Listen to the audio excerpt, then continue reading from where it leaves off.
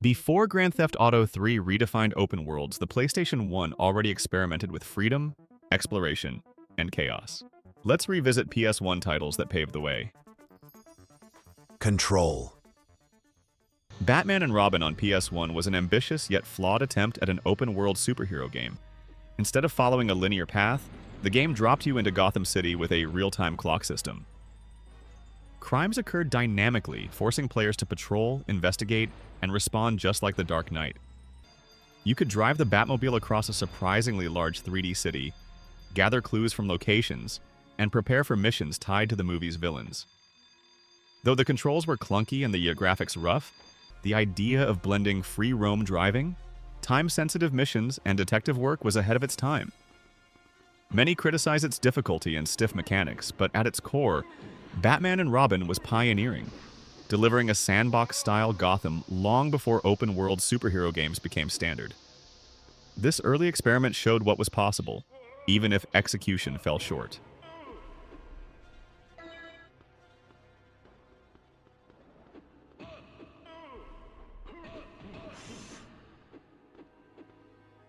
Driver is one of the most iconic pre-GTA open-world games on PS1, offering free roaming city driving unlike anything before. Players stepped into the role of Tanner, an undercover cop navigating sprawling recreations of Miami, San Francisco, Los Angeles, and New York.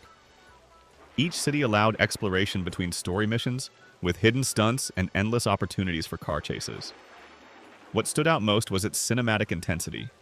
Chased by aggressive AI police, your driving skills were constantly tested. The physics engine was revolutionary, with vehicles behaving realistically as they skidded, drifted, and flipped. Driver became a true sandbox where players could ignore missions just to cruise, evade cops, or pull off movie-style chases. For many, it felt like living inside a car chase film. GTA 3 later refined the formula with on-foot gameplay, but Driver proved that large, open driving environments could captivate players on their own. If you have come this far, don't forget to give me a like and subscribe so my channel can get some more views thanks to you. Driver 2 built directly on its predecessor, but its biggest leap forward was adding the ability to exit vehicles and explore on foot. Though limited compared to later open worlds, it gave players a sense of agency that hinted at what GTA 3 would soon perfect. The game expanded with 4 massive cities: Chicago, Havana, Las Vegas, and Rio de Janeiro, each detailed with traffic, pedestrians, and multiple routes to explore. Police chases became more dynamic, with sharper AI and new escape mechanics. The cinematic cutscenes and branching story kept the crime thriller tone alive, while free roam mode encouraged players to experiment with urban chaos. Despite technical struggles on PS1 hardware, pop-in, frame rate drops, and awkward animations, Driver 2 represented a bold push toward true open-world living. It gave players freedom to steal cars, flee on foot, and interact with cities in a way no console game had before. Muzzurna Falls, often called the Twin Peaks of video games, was a Japanese PS1 exclusive that stunned players with its scope. It was among the earliest attempts at a fully explorable open world with a living clock and daily cycles. Set in a small American town, the story followed high schooler Matthew as he investigated the disappearance of his friend. Players could drive cars, talk to townsfolk, and explore a persistent environment where time passed whether you acted or not. Choices, timing, and missed events changed outcomes, creating replayability. Though never released outside Japan, it remains a hidden gem revered for its ambition. Its mix of freedom, real-time systems, and narrative mystery predated both Shenmue and GTA 3. Despite technical roughness, Muzzurna Falls captured a sense of immersion and everyday life that few PS1 games even attempted, making it an unsung pioneer in open-world history. While primarily known as a space combat game, Colony Wars deserves recognition for its open-ended design.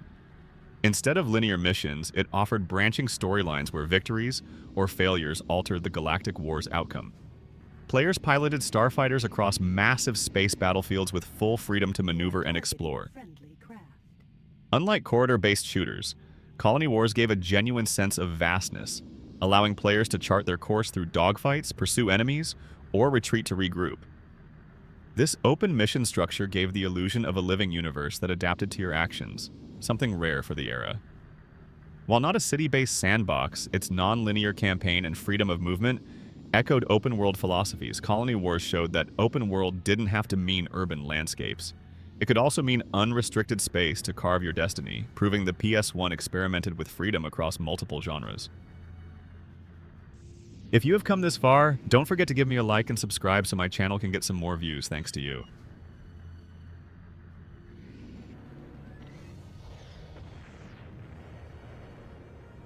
Urban Chaos was a hybrid action-adventure game that brought gritty open environments to the PS1.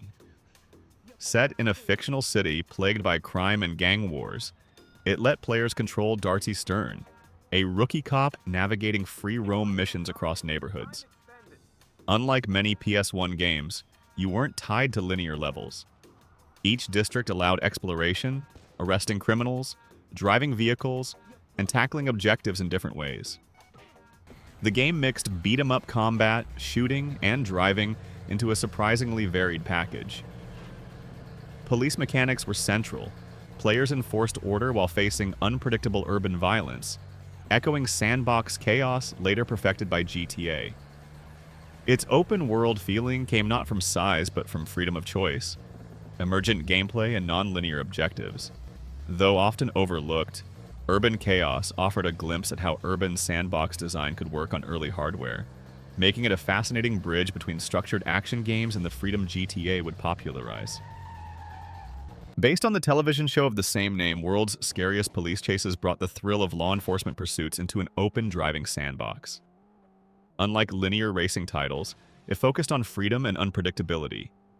Players patrolled city streets, responded to crimes, and chased down fleeing suspects across sprawling environments. The missions encouraged improvisation, ramming vehicles, blocking off routes, or using sirens to intimidate criminals into surrender. For its time, the AI was surprisingly reactive, making each pursuit feel unique and unscripted. The real hook, however, was its sense of realism. With commentary from the show's host, it blended game mechanics with the chaotic feel of actual televised chases. It might not have had GTA's depth, but it was one of the PS1's purest examples of open-ended law enforcement gameplay. This mix of freedom, realism, and adrenaline helped cement police chases as a defining element of sandbox design.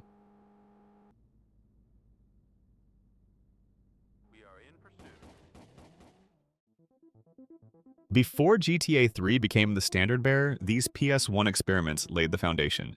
They proved freedom, exploration, and chaos were possible, even within PlayStation's technical limits. If you have come this far, don't forget to give me a like and subscribe so my channel can get some more views thanks to you. Control.